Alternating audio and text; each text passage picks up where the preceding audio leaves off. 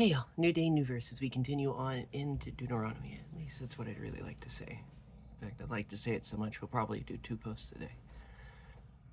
Today's post is a little bit heartbreaking for me, and it's a lot heavy.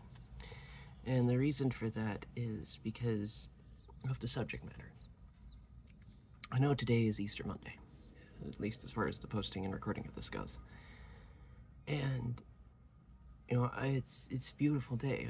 Every day that we get to wake up is a beautiful day because we're awake for it, right? I mean, even if there's clouds and overcast and rain, the rain waters the crops so that we might eat. The overcast allows the cycle to continue. There is always beauty if you look for it. And that's part of why the sorrow here is because I usually try and look for the beauty. And on this subject, my heart has just been constantly pounding and pounding and won't let up on the idea of KEaster Christians. In my walk, personally, as well as watching and studying other people to try and understand humans, because we're different. It's been difficult because I see this dual walk. I see people who are desperate and hungry for truth, who want to know what reality is. The seeking, like, what is truth? Not in a faux, hypocritical BS way that's kind of Roman Senate. Same difference, different history. Kind of same behavior. Not the Roman Senate sentiment of what is truth that you see from Pontius Pilate, but the way I read it as a little kid the very first time. The Greek philosophy way. What is truth? What does this mean? Define truth for me. If you are the God of truth, cool beans. Tell me what that means. So I've seen the secret of truth side of things. And then I've seen the other hand. And the other hand is kind of the KEaster Christians. You get your ass in the pew on Christmas and Easter, and pardon the French on that one. But it's like seeing the difference between the two. Because I've seen many people in this camp fall away from finding the truth because of the behavior in this camp. It's like you end up in the pew, you end up at your local church during your one of two annual pilgrimages, rather, to a local church, but never actually let God step hard in. And it's a ludicrousy that's borderline Corinthians insanity. Actually, it's more than Corinthians insanity. It's Pharisee and Sadducee yeast. It's holding the door closed and not letting anyone go in. It's actively killing people. Because the very source of truth, way, and life that every human, every being, every entity seeks, the very real, is blocked and held away. Because people won't get the name of the Savior out the damn mouth if they're not going to live it. And that's why this post is bugging me so much. Because I cannot get this concept out of my head since the moment I woke up. And it's not even just the references of the places it was with yesterday, or the fact that other preachers have been preaching this. It's the fact that it's a spiritual shift. This is a crap or get off the pot moment. This is a stop sitting on the fence and choose. This is, are you going to love or not? Because even in today's reading, which we will post after this one and go through after this one, God straight up says through Moses why he did it. An act of love. And because he keeps his word. But we won't.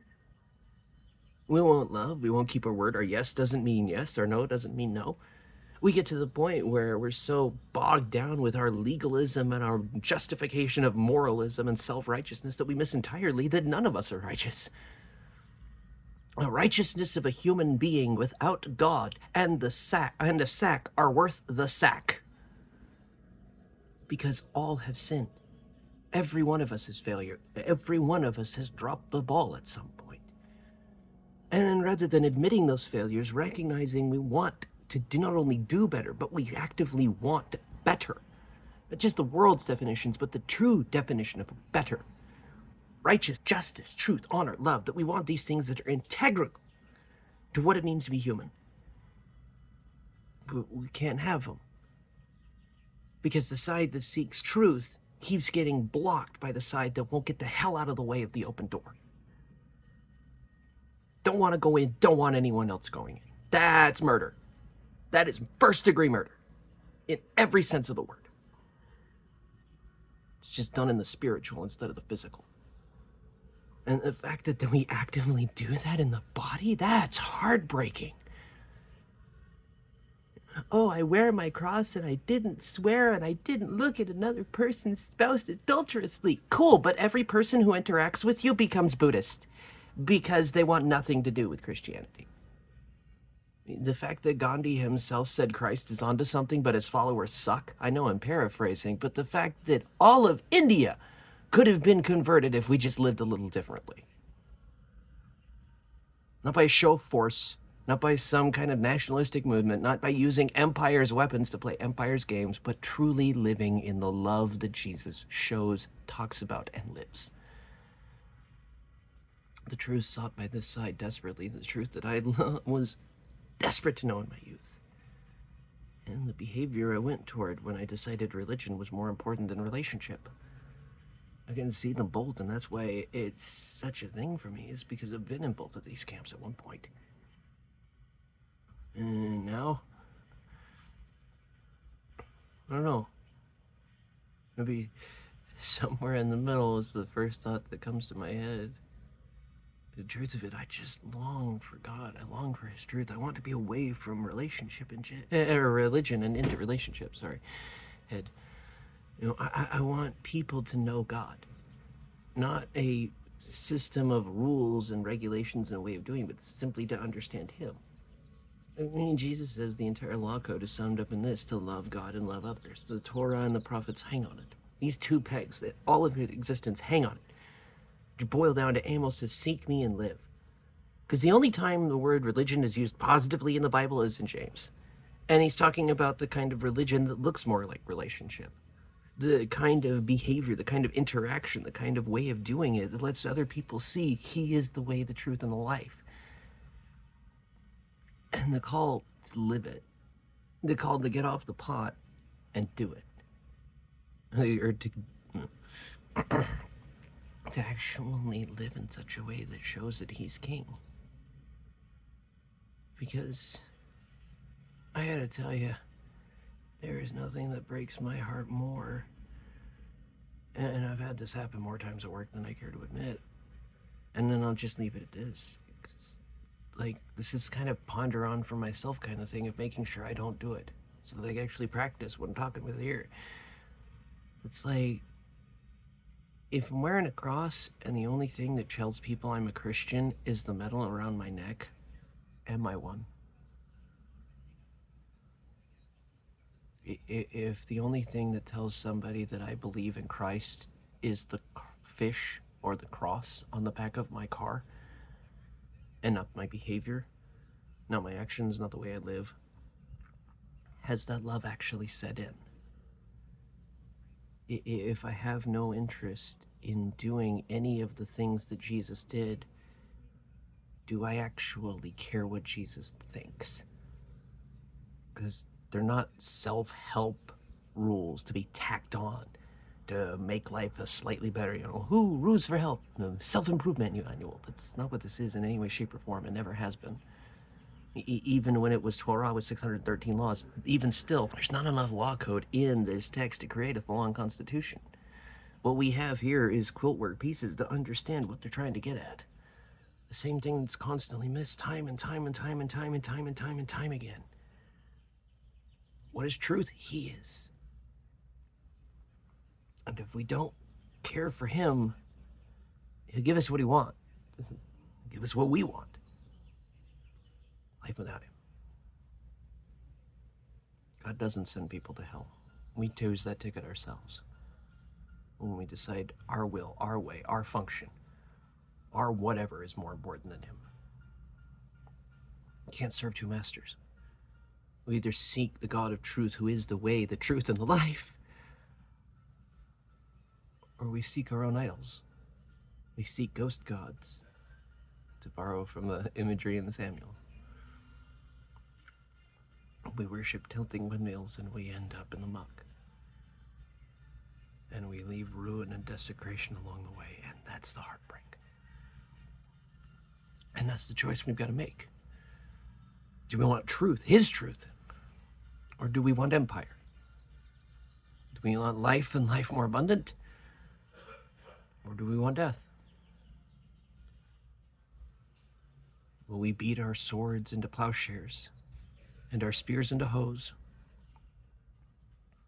Or will we beat each other with sabers and cleave each other with spears? Will you choose life, or will we continue to deal in death? We have to make the choice, because it will be made for us. He is slow to anger and rich in unfailing love. He is not going to allow injustice forever. It will not be love to those who are crushed under the heel. So we have to make the choice. Will injustice reign, or will truth? Will life become our calling card, or will we deal in death? Which master will we call king? A question that I wrestled with a lot in my life. Seasons when I had nothing but kindling embers, begging God to not let them go out. Desperate just to make it. Of any kind of hope, any kind of light, any kind of reason to keep going. Seasons when I would beg and pray that God would not let me fall away. Seeking Him, it's seeking the one who makes us live. The one who honors the wrestle. Because that's what it means to be Israel. Wrestle with God. Learn who He is. Learn who we are through it. And truly live. Because if we continue to do the KEaster thing, the bodies we leave in our wake, we will have to answer for. I spent my entire life with red in my ledger. No more. Because He washed it clean. What are you going to do with the red in yours? You going to let Him pay the due? You going to let Him pay the bill? To Telios it is finished, paid in full, dealt with, deal? Or are you going to have to make the deal come due? So, I promise you, we don't have the ability to pay that debt. Because every failure we don't even know about is a problem just the same. Focus on Him. Amos says, seek me and live for a reason. If we want to live, we have to seek the source of truth.